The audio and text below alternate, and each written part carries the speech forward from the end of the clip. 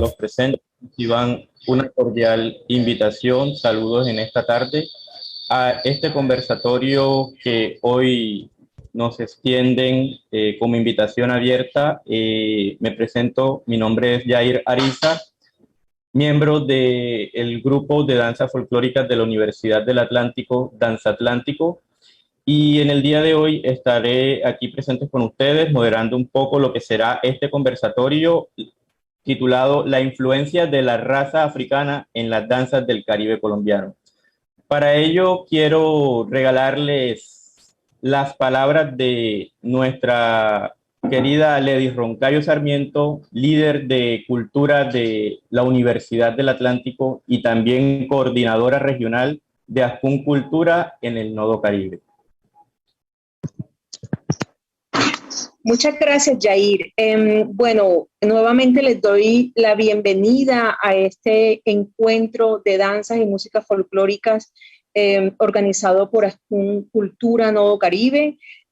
Ahora, en la segunda parte de esta tarde, nos encontramos a puertas de comenzar el conversatorio de la influencia de la raza africana en las danzas del Caribe colombiano. Realmente para Ascun y para nosotros como Universidad del Atlántico es muy importante continuar con estos procesos académicos e investigativos que veníamos haciendo mientras que estábamos en la presencialidad. Tal como les dije ahorita en el discurso de ahorita en la Simón Bolívar, sé que han sido momentos difíciles, momentos en los que hemos tenido que enfrentarnos a nuevos retos que inimaginables para nosotros, siempre lo digo.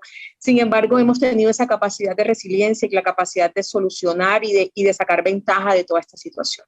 Y esta es una de esas ventajas que nos podemos encontrar a pesar de que cada uno estamos desde nuestros hogares y nuestras oficinas. Podemos tener unos grandes maestros invitados, unos maestros excelentes, de primera categoría que tenemos invitados para tratar este tema de hoy, quienes nos van a compartir toda su experiencia y sus conocimientos acerca del tema, a los cuales agradezco enormemente aceptar esta invitación que le hacemos desde el Nodo Caribe. A ustedes, los coordinadores de cultura, a nuestros estudiantes de los diferentes grupos culturales de las diferentes universidades, a los profesores, líderes de los grupos, a las mismas instituciones de educación superior, yo les agradezco todo el apoyo y toda la permanencia que hemos tenido en estos 2 años de virtualidad por mantener nuestros procesos artísticos vivos a pesar de estar sufriendo, que no nos vemos presencialmente, que no sentimos nuestro calor humano en las tablas, como lo dicen ustedes los artistas. Sin embargo, esta oportunidad, reiteramos, hacerlo por virtual por las mismas condiciones que tenemos las instituciones y las condiciones que tenemos de pandemia, pero esperamos el próximo año volver a la presencialidad, volver a vernos, volver a encontrarnos, volver a dialogar y poder hacer talleres de danzas folclóricas del Caribe colombiano en la presencialidad, ya poder llenar los salones de nuestras universidades, llenarnos con público y con la presencia de cada uno de ustedes. Entonces les doy la bienvenida a este conversatorio, gracias al maestro Iván Cisneros por atreverse a organizar este conversatorio y este espacio académico, y a nuestros invitados especiales, pues mis más sinceros agradecimientos por aceptar esta invitación.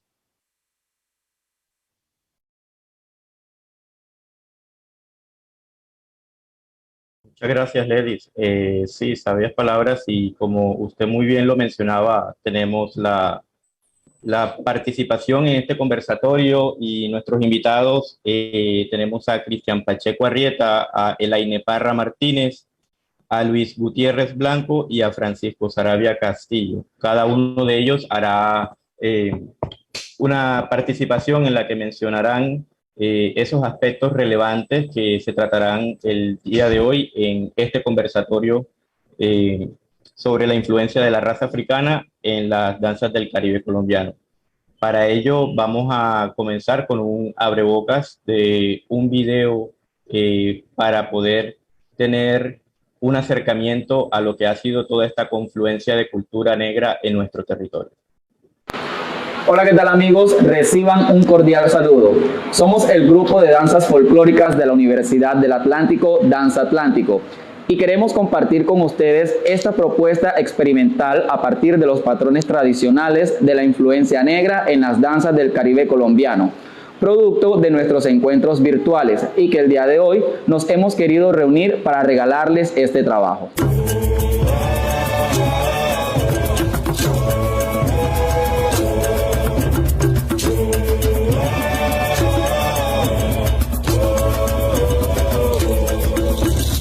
Negro desde el socavón, negro tienes la razón, negro tú te liberaste de esa gran humillación.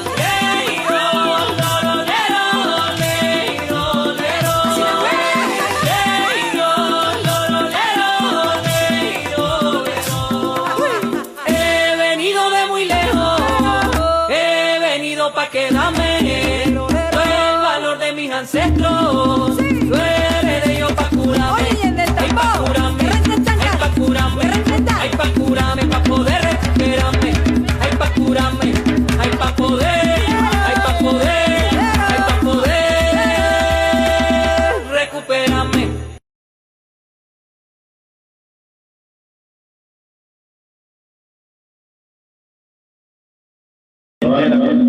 Bienvenida a todos los asistentes a este conversatorio virtual sobre la influencia de la raza africana en las danzas del Caribe colombiano.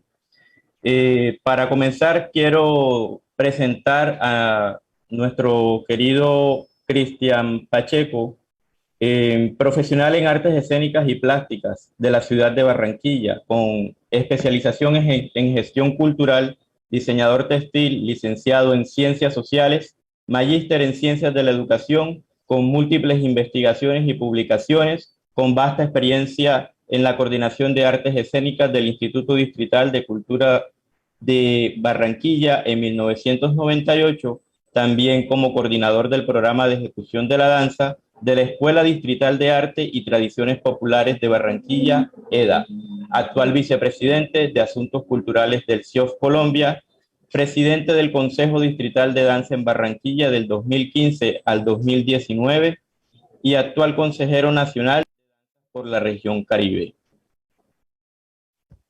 Adelante, profesor. Hombre, muchas gracias, Yair. Gracias a todos los que estamos aquí reunidos, a LEDIS, a la universidad, a Ascun Cultura, a esta gran familia de la cultura que siempre pues, nos une. Francisco, Elaine, bueno, todos los que van a participar, y a Luis. Me tocó a mí iniciar el conversatorio y en conversaciones previas con Iván yo le decía que, bueno, yo voy a ser como como voy a ser el primero, voy a hacer como una abreboca. Voy a hacer como el impulso y me gustaría hablar básicamente sobre lo que se ha venido hablando sobre lo que es la diáspora africana o la africanía en América y en Colombia. Entonces, sobre ese aspecto va a tratar todo el asunto de lo que yo voy a estar hablando en el día de hoy. Voy a compartir pantalla y nos vamos al grano de inmediatamente. Me avisan en el momento en que estemos compartiendo la pantalla. Sí, señora, ahí se ve claramente. Cabe recordar a todos los presentes que si tienen alguna pregunta, los comentarios están abiertos a través del Facebook Live, en el cual pueden dejar todas aquellas inquietudes que tengan acerca de la temática tratada y serán contestadas al final de cada presentación. Bien, el asunto es el siguiente. Cuando hablamos de todo esto que tiene que ver como la influencia africana en nosotros, siempre es bueno hablar de la diáspora africana, que fue esa travesía que hicieron las personas, que entre otras cosas, siempre que se habla de esto, se habla como si se hubiesen cogido un crucero, si hubiesen venido de vacaciones a América. Y esto pues tiene toda una cantidad de, de, de malos tratos, de violación de derechos y todo lo demás, pero que en su momento eran lo más legal posible. Para los que estén más interesados en lo que tiene que ver con eso de la ruta de los esclavos, les dejo este título que es bastante diciente y hace una cronología desde 1444 hasta 1888 sobre lo que fue esa diáspora africana hacia América y hacia otros lugares del mundo. En ese orden de ideas, vamos a seguir haciendo pues las lecturas de esto. Ahora vamos a ver más o menos cómo era ese escenario en la cual se da esta relación comercial, porque tenemos que aclarar eso. En primera instancia, la actividad esclavista fue una actividad comercial defendida como actividad comercial y empresarial por todos los estados en su momento. En este mapa vamos a ver cómo y de qué manera las costas orientales, occidentales, perdón, de África, fueron el motivo de insumo o donde estaban prácticamente como que las plantaciones de donde ellos sacaron todo el producto. Entiendo, voy a utilizar unas palabras que no van a gustar de mucho, pero que me estoy tratando de colocar en contexto y en época. Cómo sacaban ellos lo que ellos consideraban un producto, porque era una fuerza laboral que en muchos casos tenía incluso menos valor que un semoviente en su caso, es decir, valía más a veces cuidar una vaca que tener a un esclavo enfermo. Entonces vemos cómo en este caso todo lo que sale de la costa occidental de África y por unas rutas en las cuales van llegando a América desde Baltimore, New Orleans, Charleston, en Veracruz, en Corozal, México, en Cuba, Santo Domingo, Puerto Rico, Trinidad, Guyanas, a la Nueva Granada, al Ecuador, al Perú, pero que ellos son transportados básicamente atravesando todo el territorio nacional y el de Nueva Granada en su momento, como llegan a Buenos Aires y suben hasta Paraguay, Recife, esa ciudad enclave negro en Brasil, y a Salvador, que se conoce ahorita como Salvador Bahía. Y también vemos cómo son los mismos pueblos africanos que generan unas hordas que comienzan a cazar otras tribus, volviéndolas esclavas para comercializarlas. Esto que visto en este momento pues suena como una barbarie, era algo absolutamente común y tenía todo el, digamos, respaldo, tanto de los gobiernos como del Papa en su momento, o de la Iglesia. Aquí encontramos lo que es el Dum diversas, que fue una bula papal. La bula son esos documentos que escriben los papas, son como los decretos con los cuales ellos seguían, y esta bula, como se dan cuenta, fue hecha el 18 de junio de 1492, en la bula en la cual Nicolás V le ordena al rey Alfonso V de Portugal y le autoriza a conquistar a los sarcenos, que son los turcos o los moros, y a todo ateo, y le dé esclavitud indefinida. Es decir, bajo una bula papal, bajo el amparo de Dios, se podría decir, comenzó todo este negocio de lo que fue la trata de los esclavos. Todo esto es bien interesante que lo vayamos diciendo, porque tenemos que ver el panorama macro y no centrarnos solamente en el punto de lo que ya llega a Colombia o lo que llega a América. En ese mismo orden de ideas, aquí le voy a hacer una pequeña cronología rápida de lo que nos venía pasando y de cómo nos veíamos nosotros en ese momento. En 1944, la expedición portuguesa al mando de Freitas llega con un cargamento de 235 esclavos e inicia la etapa moderna de la comercialización o la trata de negros a la península ibérica. Si nos damos cuenta, en 1444 todavía no había llegado Colón a nuestras tierras y ya existía la comercialización, se había dado, porque se necesitaba fuerza laboral en Europa específicamente. Pero quien comienza todo este proceso son los portugueses. Es así como en 1473 se hace la primera regulación de comercio y se crea la Casa de Esclavos. La Casa de los Esclavos en Lisboa específicamente, y es gobernada por Portugal. Es la que comienza a hacer. A posteriori, Portugal hace un tratado que lo impulsa como una ley, prácticamente un decreto real, que hace que todo esclavo que salga de África tiene que refrendarse para pagar impuestos en Portugal, en la Casa de los Esclavos, es decir, la Casa de los Esclavos que existía allá en Lisboa. De esta manera, Portugal tenía todo el negocio de lo que tenía que ver con la esclavitud. Y más adelante vemos como en 1479 el Tratado de Alcacobas ya autoriza a España a decir véndanse esclavos en territorio español, cosa que no pasaba antes. Y en 1494, es decir, 2 años después de la llegada de Colón, cuando se firma ese famoso Tratado de Torrecilla que nos lo enseñan a todos en la primaria, donde se divide la América en dos, pero que Portugal le quedó el pedazo más pequeño y a España le quedó el espacio más grande. Cada uno, tanto España como Portugal, comenzaron a tener el dominio de todo lo que tenía que ver con los esclavos y la comercialización de los mismos.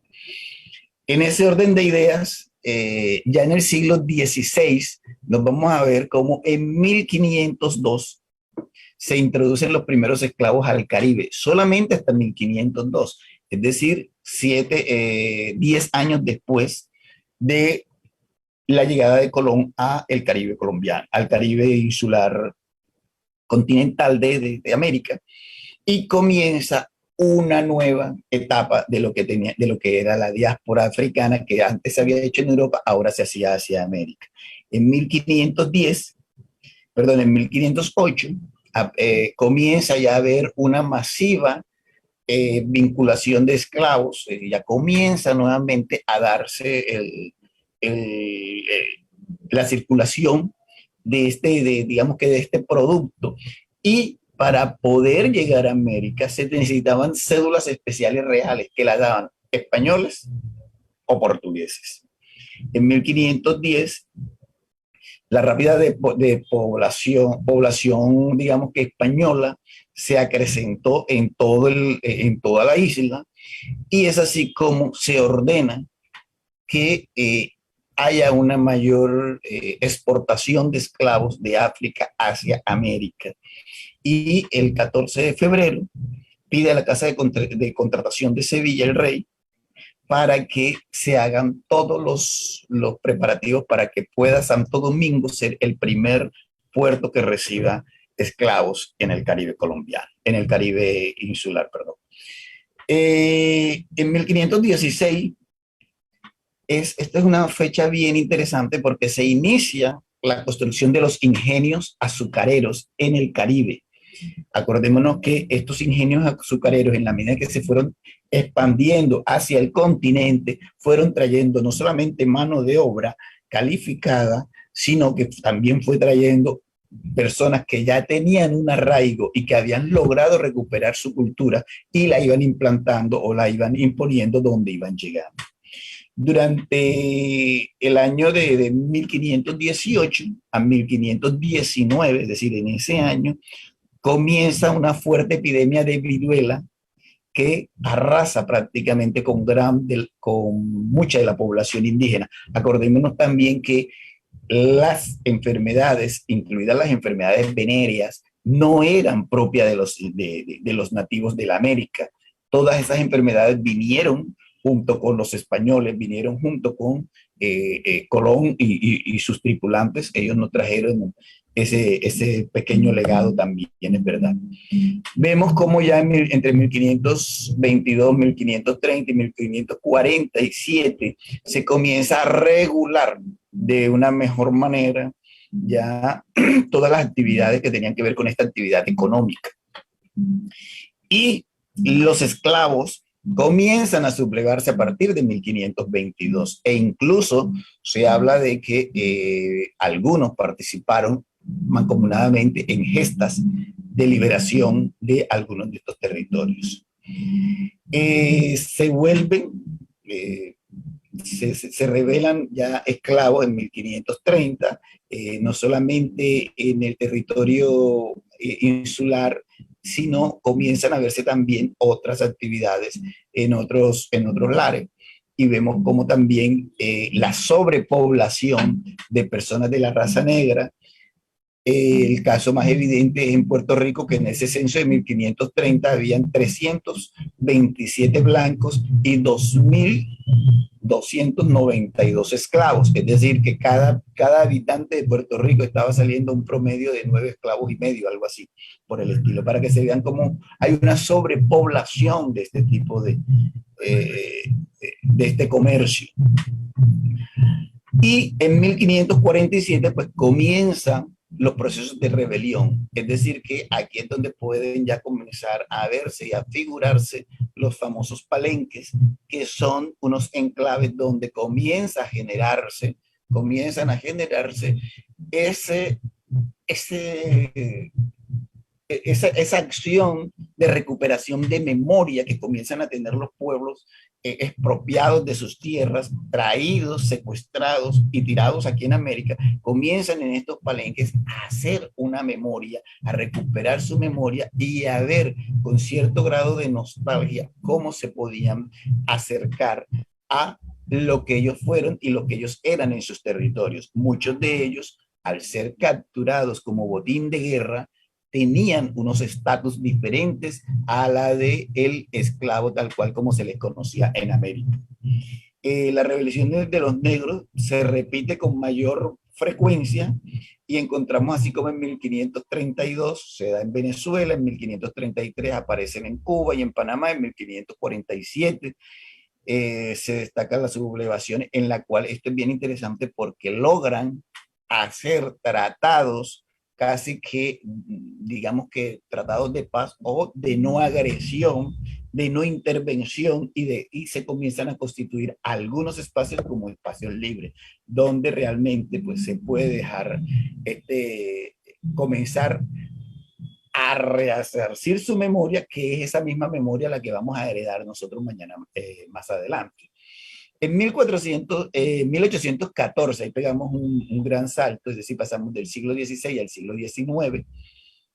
En 1814, el Estado Independiente de Antioquia declara o asume la libertad, pero asume una libertad parcial, lo que ellos llamaban la libertad de vientre. ¿Qué significaba esto? Que los nacidos de esclavos en territorio de Antioquia serían personas libres.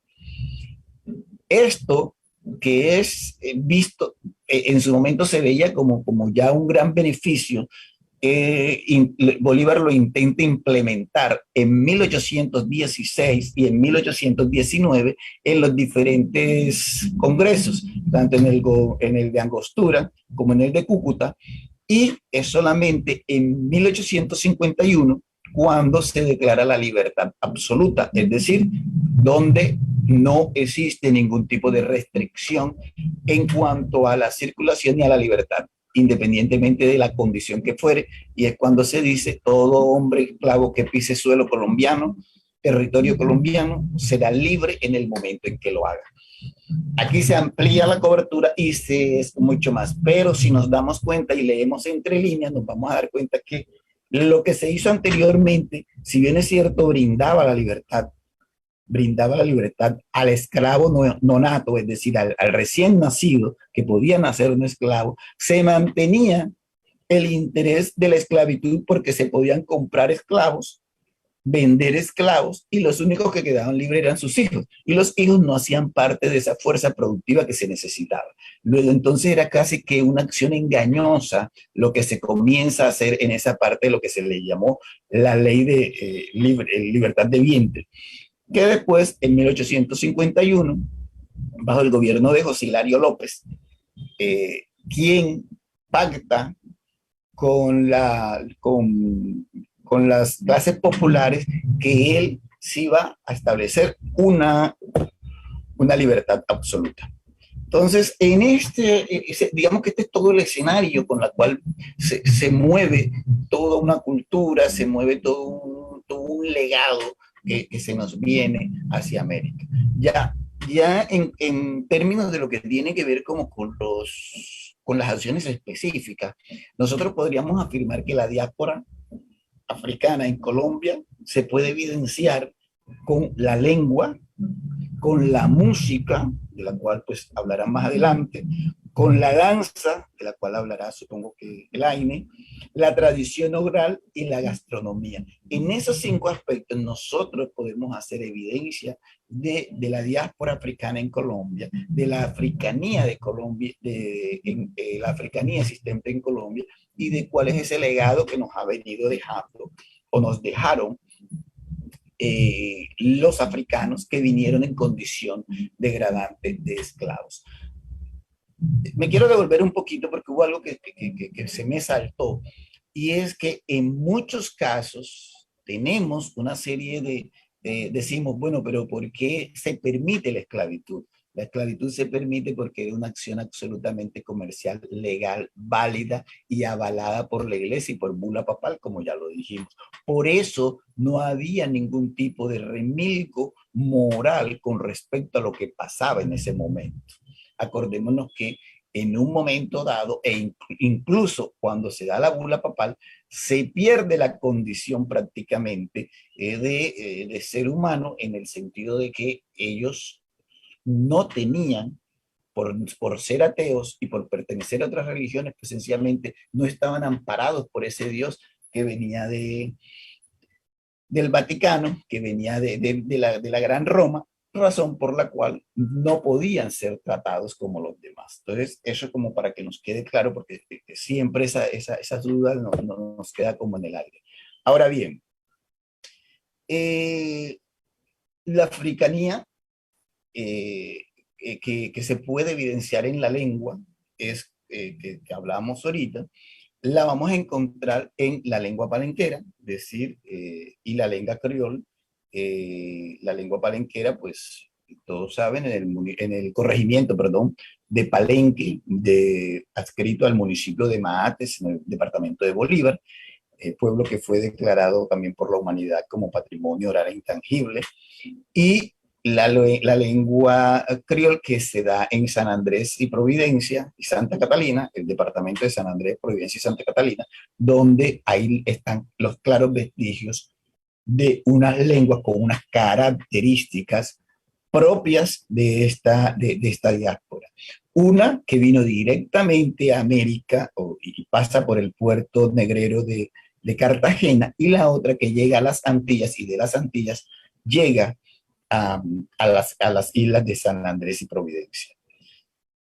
Aquí, en la lengua está evidenciada nuestra herencia o nuestro legado africano. El legado africano está evidenciado en la lengua en esas dos manifestaciones.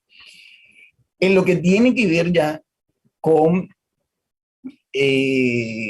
la evidencia de esa influencia en la música, voy a primero abordar la música, nosotros podríamos decir dos cosas. Uno, que hay una clara influencia de la música, de África en la música, pero también hay que ser un poco cuidadosos, porque de una u otra manera es muy común encontrar las afirmaciones, el ritmo africano. Y en mi juicio, en lo que he visto, en lo que he investigado y en lo que he visto del otro lado de la charca, o sea, es decir, ya en cercanías con esto, sí hay puntos de coincidencia, pero acordémonos que nosotros fuimos producto de una hibridación y que por mucho tiempo hemos tenido una serie de cambios en unas circunstancias donde necesariamente los puntos de referencia van a ir evolucionando y cambiando. Por lo menos siempre se habla y se afirma de manera categórica es que los tambores vinieron de África. Ningún africano trajo tambor. Los reelaboró en tierra americana a la manera como su memoria lo quiso, le respondió por un lado. Y por otro lado, utilizando el material que tenía en su entorno. Porque no es lo mismo un nogal del África a una ceiba blanca de por acá. Entonces, tenemos que también ser como eso, es decir, la influencia está, o sea, no estamos negando, no niego para nada la influencia está de pronto en los toques y en una cantidad de elementos, pero no podemos decir que es una traspolación directa, equívoca e inexacta, sino que tiene unos referentes ahí.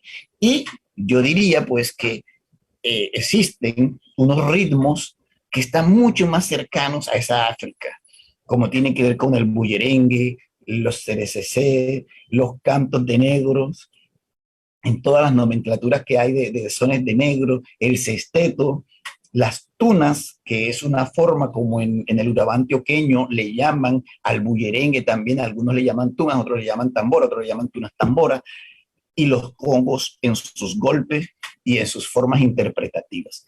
Creo yo que aquí se está amarrando lo que tiene que ver con el ritmo, como los ritmos primarios que fueron dando y gestando los demás ritmos de la música.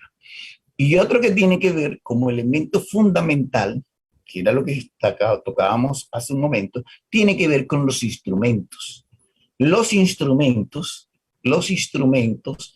al momento de ser reelaborados bajo las condiciones de América y de los enclaves negros donde se dieron en los palenques, llámese palenque, llámese rochela, llámese bembé, llámese como lo queramos llamar, en cualquier parte de América, pero en este caso en la costa caribe colombiana, nos vamos a encontrar que sí hay una réplica de esos instrumentos, tal cual como se ve, porque la marímbola, tal cual como está aquí, existe en varios tamaños, en varias dimensiones y con la misma estructura en el África. Los tambores también, con diferencias de amarres, con diferentes amarramientos o formas de tensión del cuero, también las hay allá.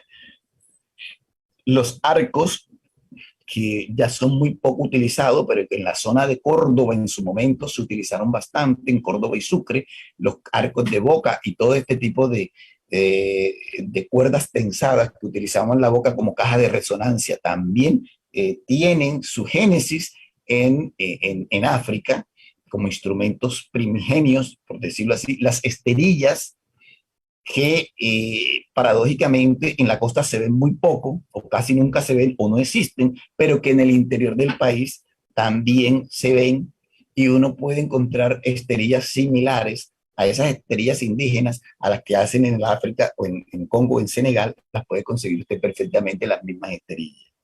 Y los sonajeros, que son propios de todas estas culturas primigenias, donde cualquier elemento que llámese, ¿cómo se llama esto? Semilla, llámese cáscara, llámese pedazos de madera, todo lo que pueda hacer sonar, todo ese tipo de cosas que se convierten en ideófonos de choque o de sacudimiento, también los podemos encontrar su génesis en el África. Entonces, digamos que en la parte musical tenemos unos ritmos que fueron los que mencioné ahorita, y tenemos de igual manera unos instrumentos que, digamos, que tienen como esa base, como herencia. Ahora bien, una cosa es la herencia directa y otra cosa es lo que esto genera. Estos instrumentos han generado otra serie de instrumentos que han permitido que se amplíe, digamos, que la influencia africana en el Caribe colombiano, y obviamente no solamente en el Caribe colombiano, sino en todo el Caribe continental. En cuanto a lo que tiene que ver con la danza, igual, hacemos casi siempre las mismas aseveraciones. Es que esta danza viene del África. Cuando dije lo que dije anteriormente sobre cuáles eran las condiciones en las cuales se daban y bajo qué condiciones vivían los negros aquí, los esclavos, perdón, en territorio americano, era para que nos diéramos cuenta también que tales libertades no existían, y difícilmente una manifestación dancística, que normalmente es un hecho colectivo, se podía mantener intacta en el tiempo, o podría ejecutarse tal cual como ellos la traían o la recordaban en su memoria. Además que recordemos que los embarques no eran embarques selectivos, es decir, nosotros no íbamos a encontrar 30 de Senegal, 40 de Kenia, 50 del Congo, de marroquíes. No, eso venía completamente revuelto, lo que hacía que todo ese abanico de posibilidades se redujese un poco más en encontrarse en un hecho común, en este caso como la danza. Yo particularmente, en el asunto de la danza, considero que hay unas danzas mayores y unas danzas menores en cuanto a la herencia africana. Es decir, ¿qué tanto son africanas esas danzas? Entonces, encontramos casos como, por lo menos, como mayores, que están mucho más, digamos, con un mayor alto grado de pureza, que no tienen el 100%, pero están más cercanas al 100%. Encontraríamos el bullerengue, el CDCC, las danzas de negro, el sesteto, las tunas y los congos. Aparte de que por lo menos el congo como manifestación la vamos a encontrar también en las Antillas, y la vamos a encontrar muy similar en Centroamérica. Y menores en el sentido de que la participación africana, si bien es cierto está presente, el porcentaje es menor, porque por lo menos tengo la cumbia, la tambora, la gaita, el porro y el fandango. ¿Por qué es menor? Porque en este caso estas danzas negociaron sus movilidades con otras etnias, con otras razas. Entonces la cumbia le tocó renegociar con los blancos y con los indios, de igual manera la tambora, la gaita, el fandango. Muy a pesar de que la gaita se podría decir que es absolutamente indígena, estamos hablando de su interpretación en el escenario festivo, y en el escenario festivo confluyen todos y cada uno de las personas. Normalmente se habla como un escenario festivo donde se desarrollan todas estas danzas, el espacio denominado las fiestas de la Virgen de la Purificación de la Candelaria. Y resulta que ese es un espacio que también hay que hilar delgado y mirar y leer bastante en ese sentido, porque no solamente era la fiesta de la Candelaria, era la fiesta de San Blas, que era el santo que lo seguía, y era ese santo el que a la final terminaba acogiendo todas las manifestaciones expresivas con cierto grado de histrionismo danzario, por ponerlo de esa manera, que eran acompañadas con música y que con el tiempo se convirtieron en las danzas que hoy conocemos. Entonces, fíjense que sí hay una herencia africana, sí hay una influencia grandísima, porque digamos que a partir de aquí usted puede sacar cualquier cantidad de otras danzas que se están dando y que le encuentra la matriz en alguna de estas que tenemos acá, lo que hace pensar de que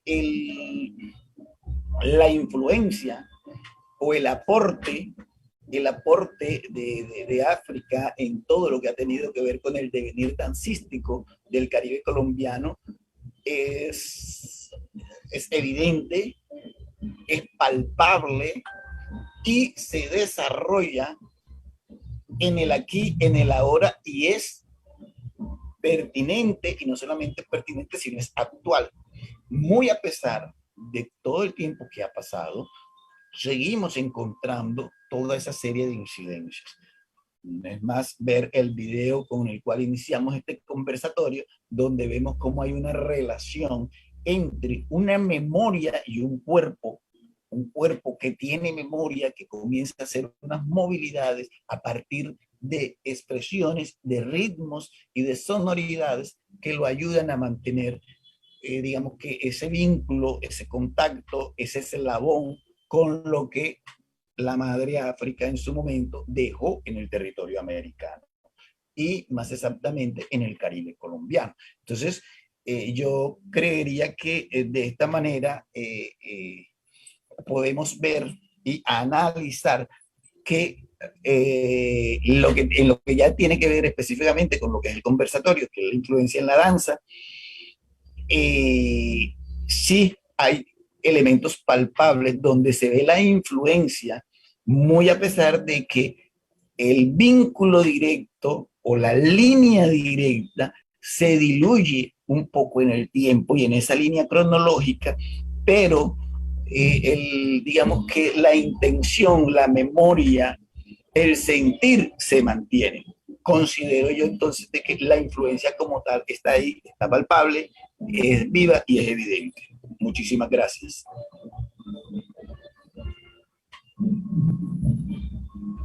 Nuevamente, muchas gracias, maestro Cristian Pacheco, por esa línea de tiempo tan completa que nos ha regalado el día de hoy y pues que nos deja una visión mucho más clara de lo que ha sido esta influencia de la raza africana en las diferentes manifestaciones folclóricas y culturales de nuestro continente y de nuestro país, porque así como usted lo ha mencionado, ha sido un acervo cultural que se ha extendido por diferentes países. Entonces, en ese mismo orden de ideas, quiero presentarles al profesor Luis Eduardo Gutiérrez Blanco, licenciado en Arte y Folclore, especialista en gestión de proyectos culturales, director del Grupo de Danzas Folclóricas de la Universidad Popular del Cesar, presidente de la Asociación Nacional de Música y Danzas Folclóricas de Colombia, ANFolclor, y tallerista en música de percusión de la región Caribe y Pacífica del país. Muy buenas tardes, profesor. Muy buenas noches.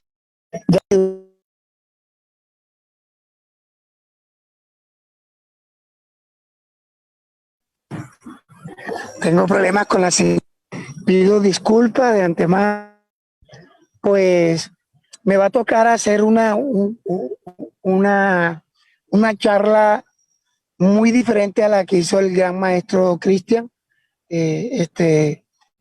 Pues el tema del cual vengo a abordar es sobre la importancia de la importancia de los afrodescendientes en el departamento del Cesar. Ese es el tema del cual yo voy a desglosarle en esta tarde de hoy o noche de hoy.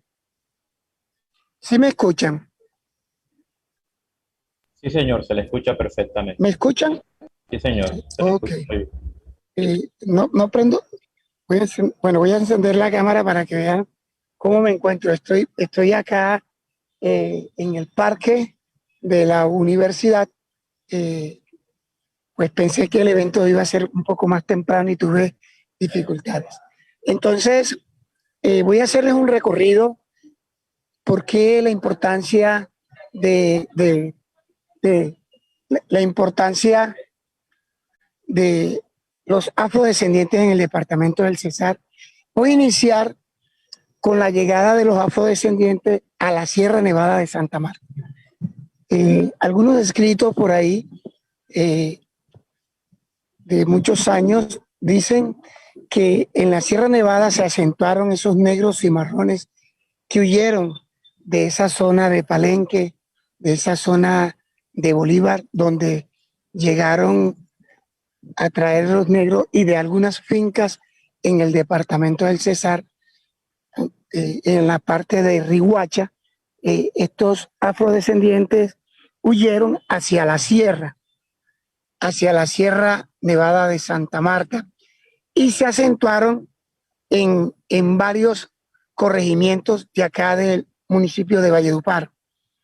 Encontramos en Atanque una gran influencia afrodescendiente que hacen parte del Corpus Christi, de esa gran expresión que hay ahí en la Sierra Nevada, y ellos llevaron de consigo esa gran riqueza cultural, y se acentuaron en Atanques, Huacoche, Huacochito. En Atanques se caracteriza esa expresión de esos afrodescendientes, y hay unas danzas que se llaman negros y negritas, y esos cantos de negros que son muy parecidos a los del golpe negro de la zona del Atlántico. En Huacoche encontramos una gran riqueza de afrodescendientes, en donde ellos hicieron grandes trabajos con el barro. Ellos hicieron grandes producciones con tinajas de barros, bongos de madera, trabajaron mucho la madera, ¿sí? Y hoy en día este corregimiento de Huacoche y Huacochito tienen un reconocimiento y tienen ese legado, como es la danza de las tinajeras. Es un trabajo que se está revitalizando, es un trabajo que apenas se le está dando la importancia de esa población. Ese es un legado netamente afrodescendiente. Llegando a Valledupar, encontramos esa gran influencia de los afrodescendientes en la música vallenata. Nuestra música vallenata, que inicia como cantos de vaquería, y luego llega el instrumento como la guitarra, y en algunas poblaciones los cantos se hacían con guitarra, pero en la llegada del acordeón, ¿sí?, y el acompañamiento del instrumento más típico que tiene en la región, que es la guacharaca, se adhiere a ellos y se forma la trilogía musical, como es la caja vallenata, que es el aporte del afrodescendiente acá en el municipio de Valledupar. Entonces, para nosotros, esta gran riqueza afrodescendiente o este legado ha sido muy importante, porque se ha engranado en nuestras expresiones musicales, coreográficas, en nuestras expresiones literarias, en nuestras expresiones culinarias, etcétera, etcétera, etcétera. Saliendo de Valledupar, tenemos algunos pueblos que fueron netamente afrodescendientes, pero que se dedicaron a las ganaderías, que se dedicaron al cuidado del ganado, y estamos hablando exactamente del Paso, Chiriguaná, La Loma, la Jagua de Ibirico. Allí se acentuaron unos afrodescendientes, los cuales algunos fueron traídos de Cuba, ¿sí? Y allí, en ese gran trabajo de la ganadería, en las grandes haciendas, ellos también dejan una gran riqueza cultural de expresiones dancísticas, tanto en El Paso como en Chiriguaná. Encontramos esa gran riqueza y, y ese gran aporte de esa gran cultura afrodescendiente, hasta llegar a Curumaní, que ya es un pueblo un poco más de influencia cachaca, pero en Curumaní también encontramos ese asentamiento afrodescendiente. Y por la parte, esta es la parte centro del departamento del Cesar. En la parte nororiente, y nos referimos a la parte de lo que es el Copey y otras poblaciones como Mariangola, que son corregimientos, encontramos esa gran riqueza como lo es el golpe de indio, pero que se hacen con los instrumentos afrodescendientes. Entonces, para nosotros ha sido un gran legado, ha sido muy importante.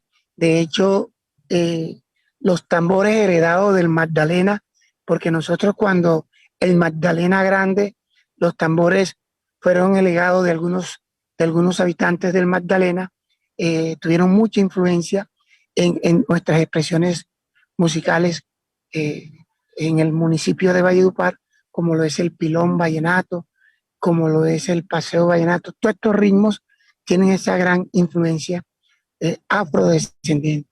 Y yo le agradezco al maestro Iván, le pido disculpas a la forma como se dio la presentación, pero me tocó sinceramente improvisar en esta charla. Pido disculpas al respecto.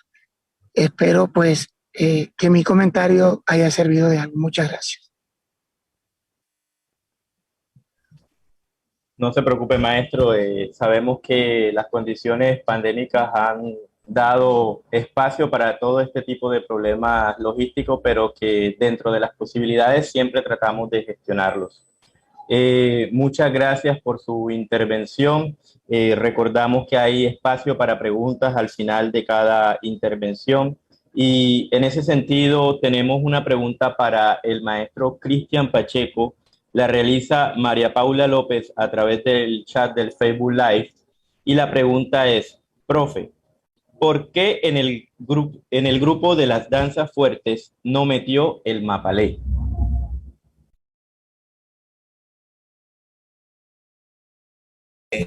Bueno, le voy a decir algo. Bueno, yo vuelvo y repito, esa fue una acepción mía. Yo siempre he pensado, y en la práctica lo comprobé muchas veces, que el mapalé es más mestizo, o sea, es más el resultado de ese cruce que una corriente única y exclusivamente negra. Cuando uno comienza a ver o ha visitado las comunidades y los territorios, los anclajes negros, no solamente Palenque,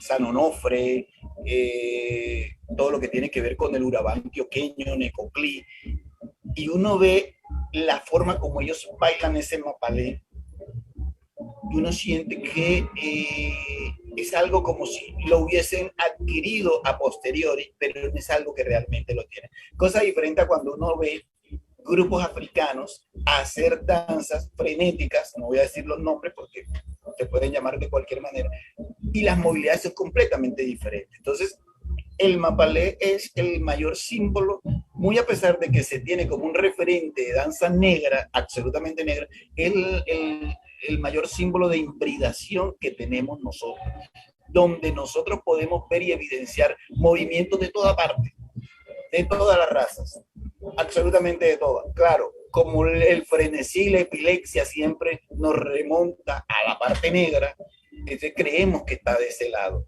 Pero por lo menos el maestro Iván, no sé si estará aquí, pero yo recuerdo que en un encuentro, recuerdo yo que con un grupo de Hungría, que uno diría, bueno, ¿y estos niños qué van a hacer? Hicieron el pase del caimán como una individual que ellos hacían para congraciarse con las parejas. Entonces nos quedamos así, epa, ¿cómo así? Entonces se da uno cuenta de que ese Mapalé al cual nosotros le dedicamos mucho tiempo, formación física, para que no dejarnos con la lengua afuera en la mitad del viaje, en mi concepto es la mayor muestra de hibridación, con un mayor alto porcentaje, eso sí, de la movilidad negra, pero que tiene mucho de mestizo. Esa es como mi apreciación. Muchas gracias, profesor. Con ello quiero invitar a la profesora Elaine Parra Martínez en esta tarde de hoy, licenciada en Educación Física, Recreación y Deportes de la Universidad de Córdoba. Licenciada también en Educación Básica en Danza de la Universidad de Antioquia, con diplomado en Administración y Gestión Cultural del Instituto Atitalaquia de México. Docente catedrática de Educación Física de la Unicórdoba y directora y coreógrafa de la Escuela Artística Étnica Danza, investigadora del folclore. Adelante, maestra. Buenas noches a todos. Un placer estar compartiendo en esta plataforma virtual y aprender también de excelentes maestros que están exponiendo hoy en esta oportunidad que nos da Acucultura Modo Caribe, la Universidad del Atlántico, y a la vez agradecer a la Universidad de Córdoba, Bienestar Universitario y su área cultural por permitirme estar en estos espacios. Bueno, estamos hablando de esto, de esa influencia de nuestra etnia afro en la danza de la región Caribe. Y como soy del territorio cordobés, soy caribeña, y toda esta experiencia que me ha dado la vida, más que todo el aprendizaje que he tenido en los territorios, con quien he convivido con maestros, y también en la academia, me permite como exponer de manera muy, como le dije al maestro Iván, muy rápida porque nos quedan 15 minutos y lo que muy concisa en lo que tenemos nosotros en este territorio Caribe, este territorio bañado entre ríos y mares, entre sabanas y valles. Es un departamento que desde la época prehispánica fue netamente indígena, con nuestra familia indígena Zenú, de los zenúes, al cual le debemos los inicios de este territorio. Pero como bien sabemos en la historia, nosotros, Córdoba, pertenecimos a Bolívar, y debido a las grandes riquezas que tenían estos territorios, nuestros indígenas zenúes, fuimos colonizados, fuimos invadidos, trajeron esclavizados, como el maestro Cristian hizo una excelente línea de tiempo en su exposición. Acá estos territorios fueron llegados a nuestra herencia africana, los africanos despojados de todo, como dijo el maestro Cristian. Cuando digo, apuntaste eso, me acordé y lo que apunté para exponer aquí, algo que siempre llevo en mi memoria es lo que el maestro y el historiador Manuel Zapata Olivella hacen sus aportes materiales y psicoafectivos del negro en el folclore colombiano. Hace esta frase, quiero apuntarla como para que nos quede más claro de esto. Si se tienen en cuenta las condiciones violentas en que fue traído el negro al continente, es fácil imaginar que los elementos de su cultura material no pudieron trasearse en gran medida a la América. Desnudos y encadenados fue muy poco o nada lo que pudieron traer consigo. El único objeto material, el único equipaje en este azaroso viaje hacia lo desconocido fue su sombra. Entonces, ¿qué llegó a ese territorio cordobés con ellos? Llegaron sus saberes, sus usos, sus costumbres. No se puede decir que una lengua, porque teníamos la lengua nativa aquí, no sé, no es que por X razón desaparecieron, son los temas que están ahorita a tratar, pero sí trajeron con ellos sus usos y costumbres.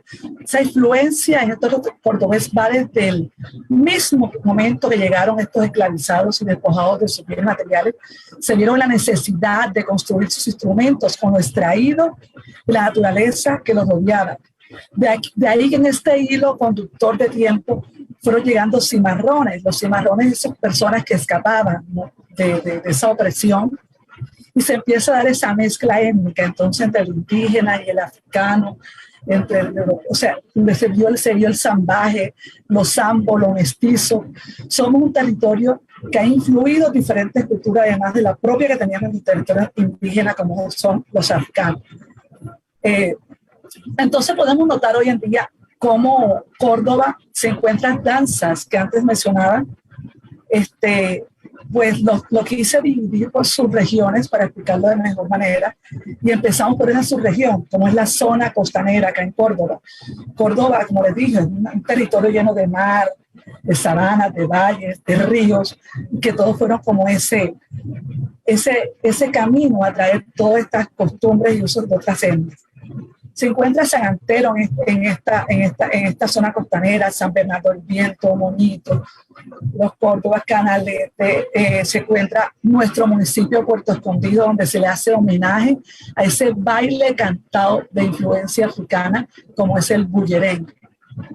El bullerengue en nuestro departamento, es más, la Universidad de Córdoba, desde que yo inicié a trabajar, desde mucho antes de que está trabajando, ya viene con una investigación que hemos estado compartiendo en los eventos en Ascún, como es el baile cantado bullerengue, de un territorio que se manifiesta en Puerto Escondido, donde el tambor, esa herencia que no fue traído por los africanos, como le decía nuestro Quique, y lo corroboro yo aquí en mi exposición, construyeron, o sea, cuando llegaron esos afrodescendientes a estos territorios cordobeses, dieron con sus saberes y empezaron a construir los primeros tambores.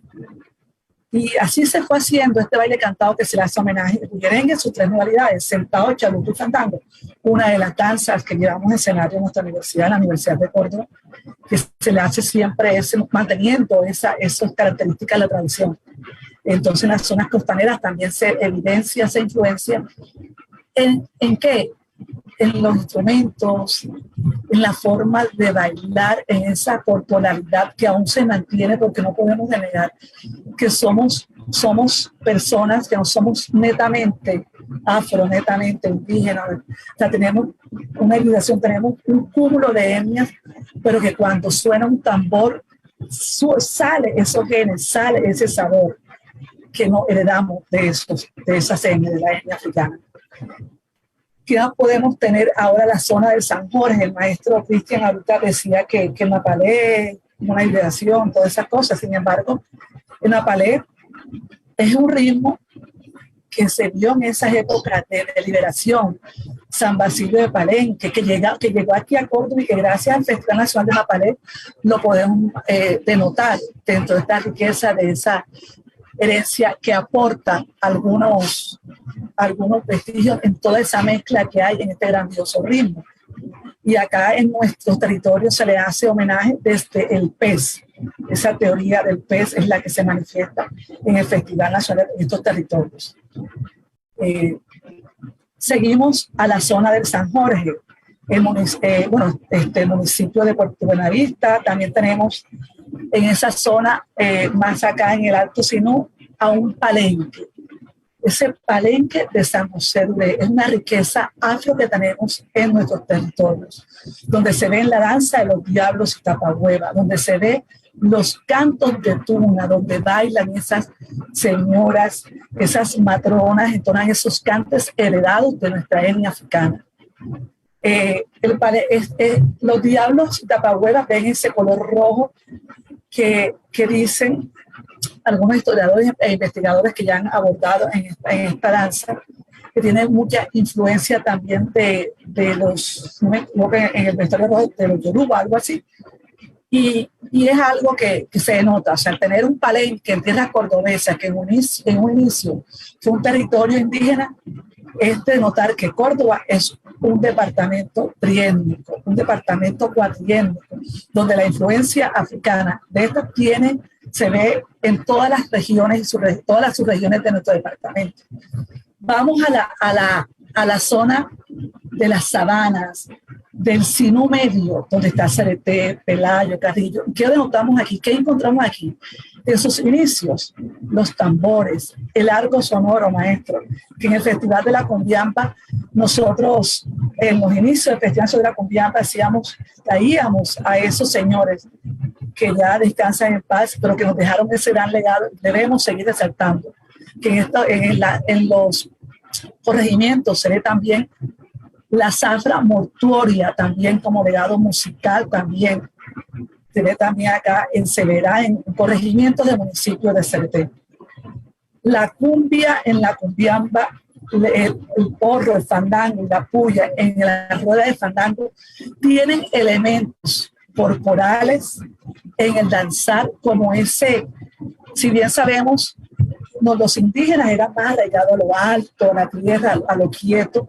En cambio, esa herencia en el baile del movimiento, de ese frenesí al enamorar el hombre a la mujer, a entrar en el porro, al entrar en la cumbia, a diferencia de otros territorios, acá la cadera se mueve un poco más. Es más, si tú comparas de pronto la cumbia del banco con la de acá, es un poco más lateral, más fuerte la cadera, pero manteniendo también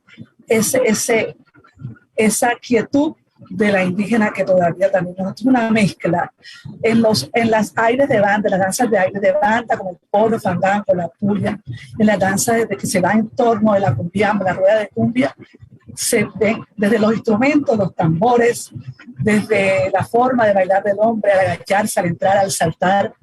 Hay vestigios, hay todavía características de esa etnia africana, maestro. Entonces, no, es algo muy rápido que sinteticé para este gran conversatorio. Espero seguir compartiendo con usted, maestro Cristian, con el maestro Francisco y el maestro Luis, y agradecimientos a todos. Muchas gracias. Bueno, maestra, muchas gracias por su gran intervención, dándonos una visión de cómo ha sido toda esta influencia africana en nuestro territorio, en nuestro país, a nivel nacional.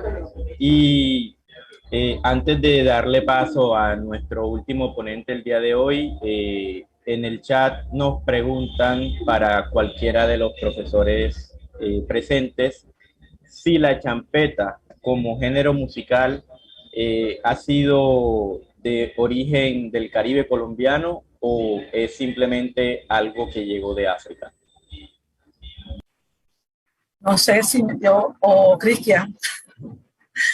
Bueno, yo pienso un poquito apenas. Claro que sí, o sea, desde esos sones, esa música que llegó al territorio bolivarense, al territorio, a ese gran Bolívar en esa época, más que todo la influencia de estas canciones que llegaron desde el Sucus, Don Boló, todo eso sobre las personas que estaban en ese momento, inspiró a los personajes que iniciaron este gran ritmo champeta. Tiene raíces africanas, es mi percepción. Claro que sí, y pertenece a esos bailes populares de esta región Caribe, ¿verdad? El maestro Cristian le puede profundizar un poco más. Sí, indudablemente es africana por una razón sencilla. En estos tiempos, la circulación es mayor, es mejor y es más fidedigna. Recordémonos que ahorita, o sea, cuando estamos hablando del pasado, de cómo vinieron esas personas, cómo las trajeron, cómo las doblegaron. Hoy día, en la circulación, y hay grandes, Miriam Makeba, llegaron a quedarse y porque están dadas en otras circunstancias. Las circunstancias de tiempo del aquí y del ahora son muchísimo diferentes. Lo hacen bajo una nomenclatura comercial, auspiciado también por los medios de comunicación. Eso permite una mayor circulación y que no haya, pues por lo menos lo que pasó cuando estamos hablando de la esclavitud.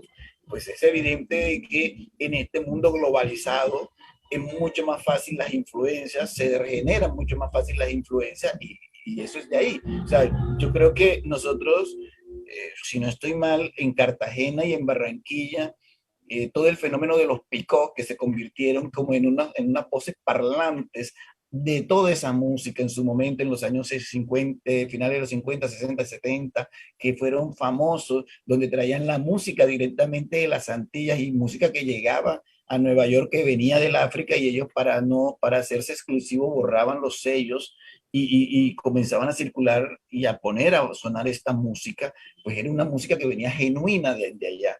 Pues ahí sí yo creo que no habría mayores como discusiones. Otra cosa es el fenómeno que se da por reflejo con los cantantes o los artistas que comienzan a generar música colombiana, champeta colombiana, lo que llamaron después champeta criolla, donde aparece Annie Swing y toda esta cantidad de personajes.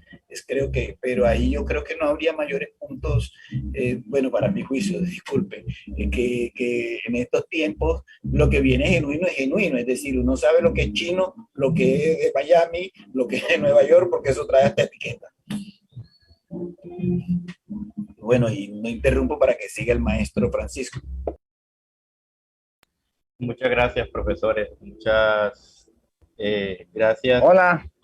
Por esta respuesta que le llevamos a todos los presentes en esta transmisión del conversatorio, y finalizaremos con el profesor Francisco Saravia Castillo, egresado en Administración Pública de la ESAT, gestor cultural con diplomado en Gestión y Gerencia Cultural y con unas publicaciones ya hechas en unos libros a nivel cultural y folclórico. Adelante, profesor. Buenas noches.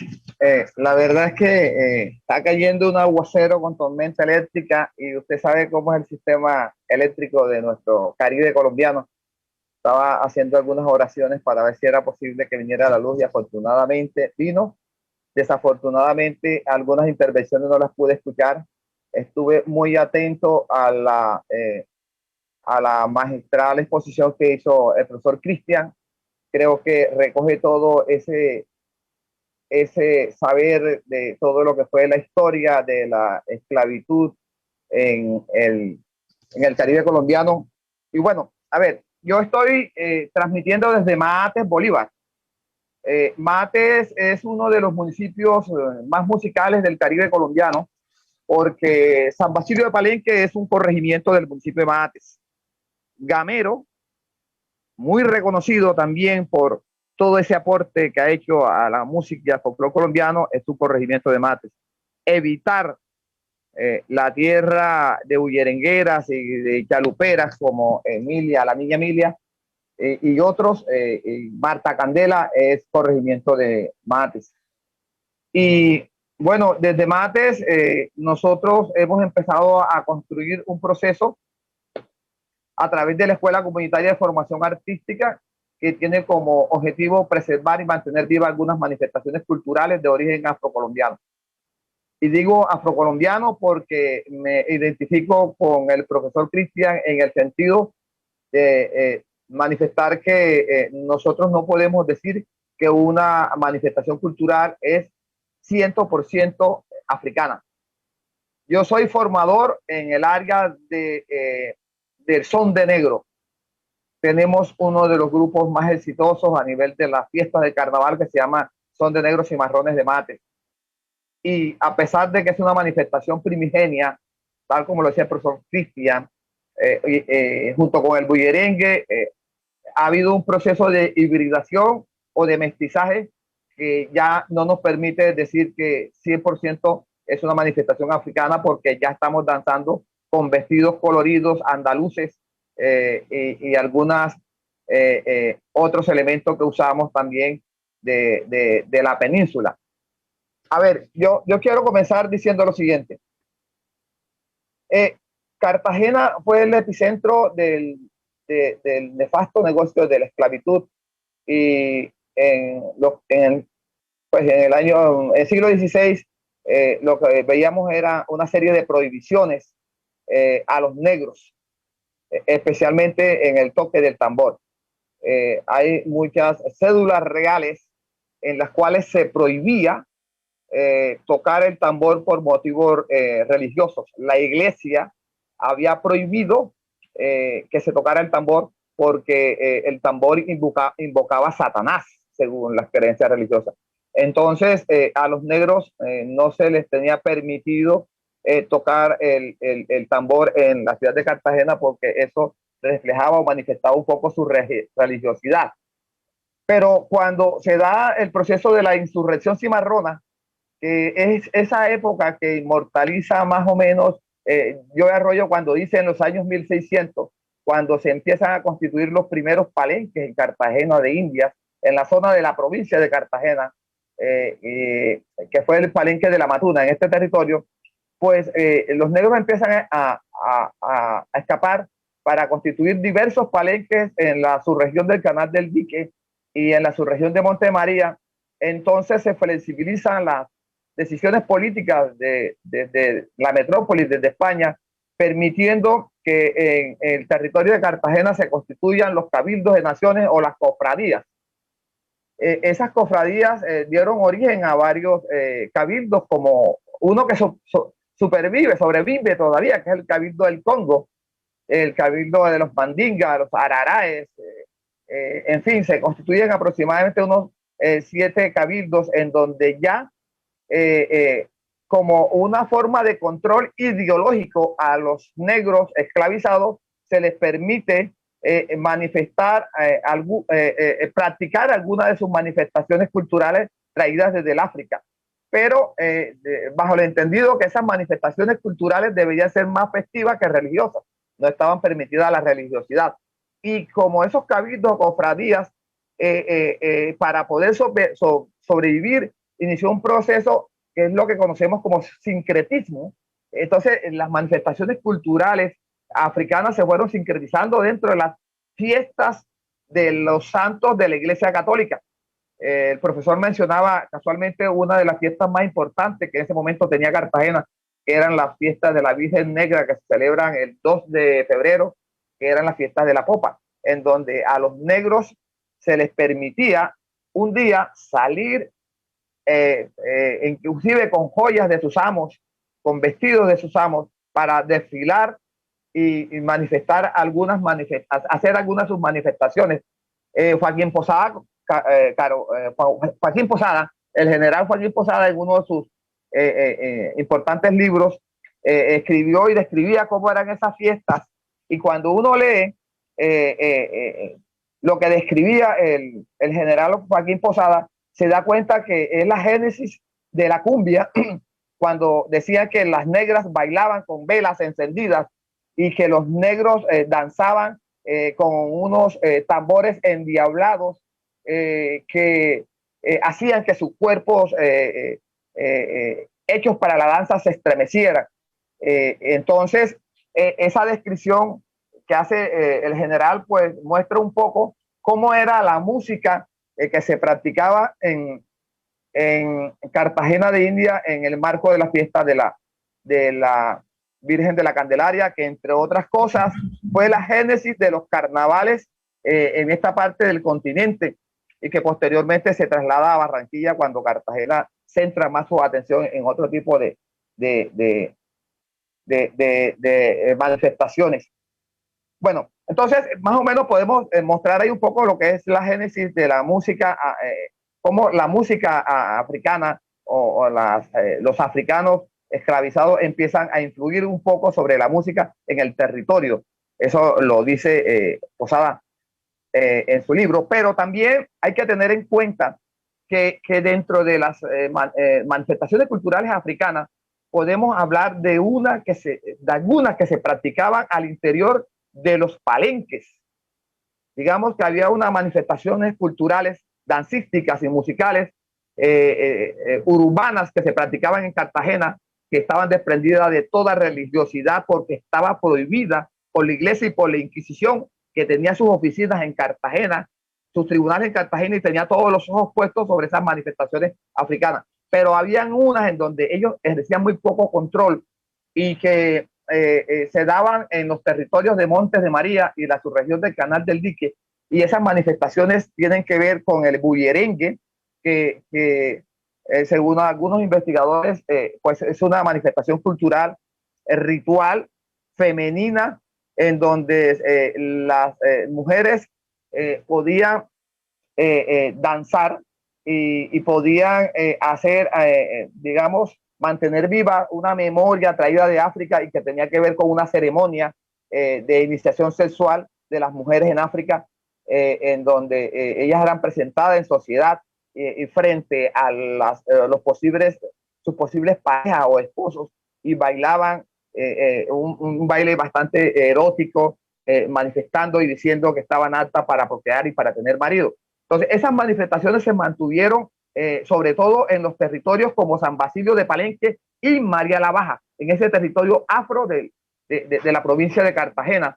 Y en el territorio que comprende hoy la subregión del Canal del Dique se mantuvo una manifestación cultural muy importante que aún supervive, que es el son de negro tradicional, que es una danza guerrera, una danza que permitía a los negros que eran parte de los palenques mantenerse físicamente activos para luchar contra las autoridades españolas que pretendían recapturarlos y develar los palenques que estaban en el territorio de la subregión del Canal del Dique y Montes de María.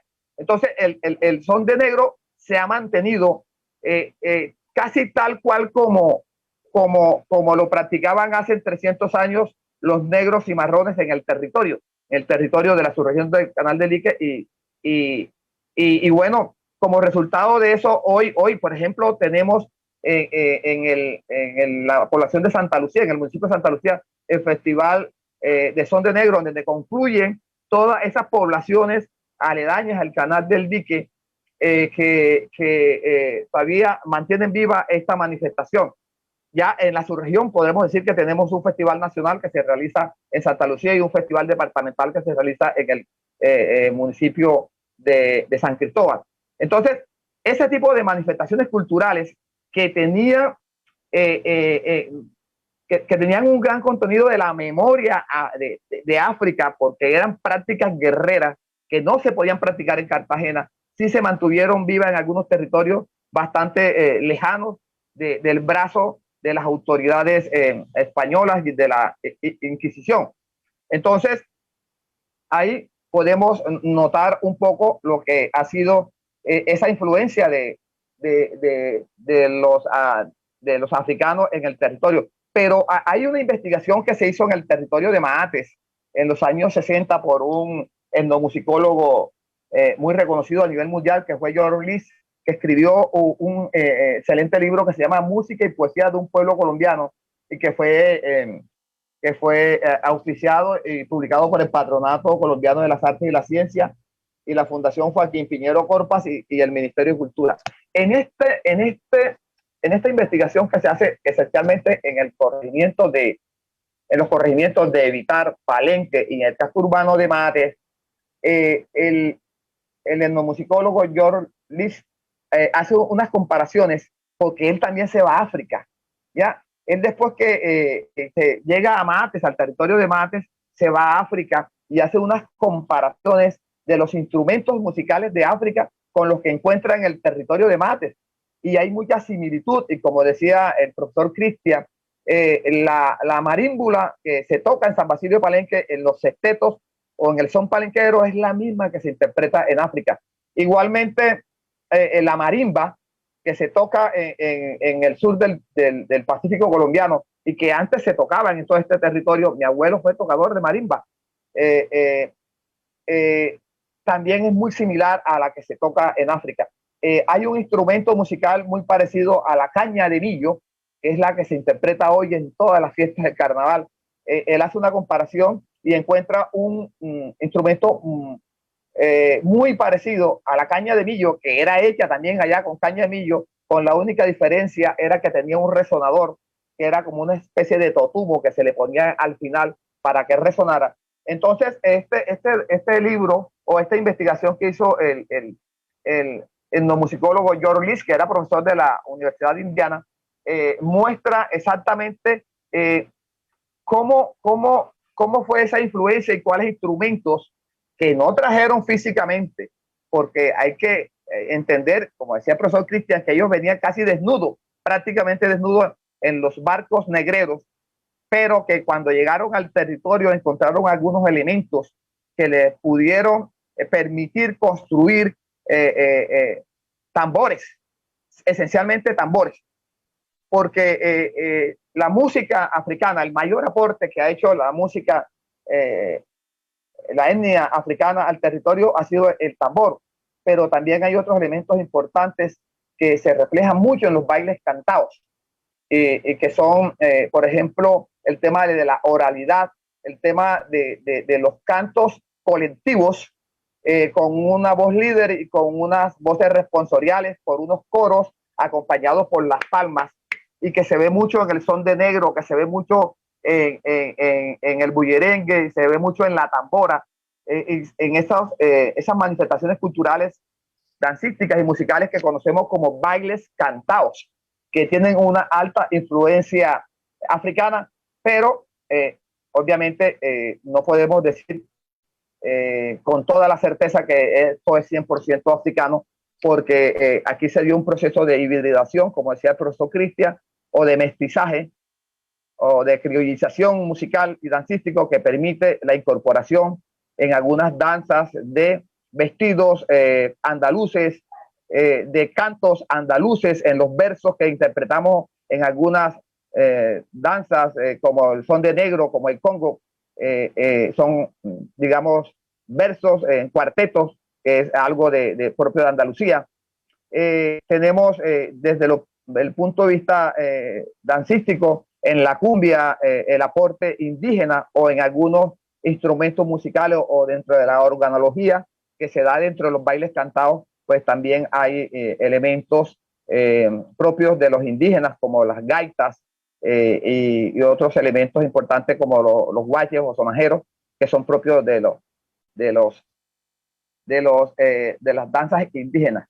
Pero hay que tener en cuenta dónde estuvo el éxito de la influencia africana en la música y en las danzas, en que las músicas indígenas eran arrítmicas, y con el tambor, con el sonido del tambor, esa música rítmica se convirtió en música rítmica, y ahí estuvo el gran éxito, porque permitió que las danzas que ejercían con las músicas rítmicas fueran mejor interpretadas, especialmente por los negros, y se permitió entonces ese cruce de información entre negros e indios, y permitir cosas tan maravillosas como la cumbia, ¿ya? Y cosas tan maravillosas como los bailes de pajarito, que es una mezcla en donde la mayor influencia que se da es la influencia indígena, pero que tiene el liderazgo de un cantador líder que se hace bajo los preceptos de las reglas de los negros africanos, y el tambor. Entonces, ya para finalizar, pues puedo decirles que la influencia que se ha ejercido por parte de la raza africana en la música del Caribe colombiano, y no solamente en el Caribe colombiano, sino también en el Pacífico colombiano, ha sido el éxito desde el punto de vista dancístico musical, porque el ritmo y el sabor lo pusieron los negros. Muchas gracias, maestro, por su gran apreciación a nivel musical de estas influencias africanas en los diferentes territorios de nuestro país. Y asimismo agradecemos a todos los maestros que hoy nos acompañaron, a los presentes que se encuentran en la transmisión del Facebook Live de ASCUN Nodo Caribe. Y nos despedimos extendiendo nuestras más sinceras agradecimientos al maestro Cristian Pacheco, Luis Eduardo Gutiérrez Blanco, Elaine Parra Martínez y Francisco Saravia Castillo.